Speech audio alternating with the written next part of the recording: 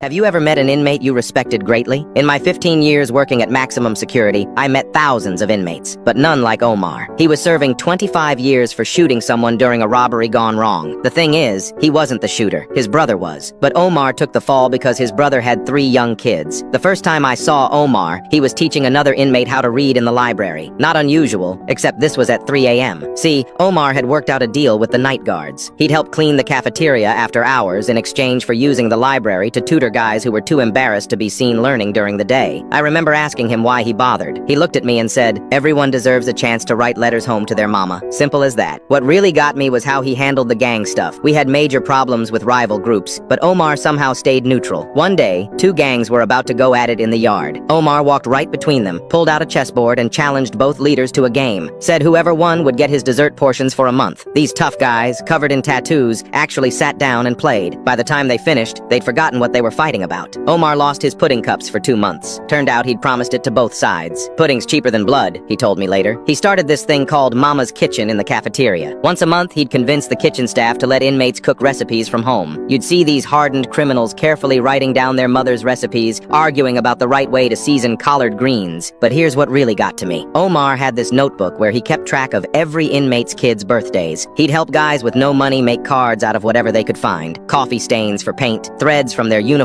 for decoration. Some of the toughest inmates I knew would get teary-eyed when their kids wrote back. 8 years into his sentence, his brother confessed. Omar could have walked free, but he refused to leave. Said too many guys were counting on him. His brother had gotten clean, had a steady job. The kids were doing well in school. Some cages aren't made of steel, Omar told me. Then came the riot. 2 gangs fighting over territory. In the chaos, a young guard got cornered. Omar stepped in, took a blade to the gut, saved the guard's life. As I was putting pressure on his wound, he just kept asking if everyone was okay. He survived, but that changed things. The warden couldn't ignore it anymore. Omar's case got reviewed. Turns out there'd been evidence of his innocence all along. After 12 years, he walked free. The day he left, half the prison population lined up to say goodbye. Even the gang leaders were crying. One of them, this huge guy covered in swastika tattoos, hugged Omar and said, "You taught me my daughter's favorite bedtime story." Omar just smiled and said, "Don't forget, it's little Jessica's birthday next week. I left the card template in the library." We still get letters from him. He opened a boxing gym for at-risk kids. Guess who his best students are? The children of his former inmates. Every kid there knows how to read, write, and play chess.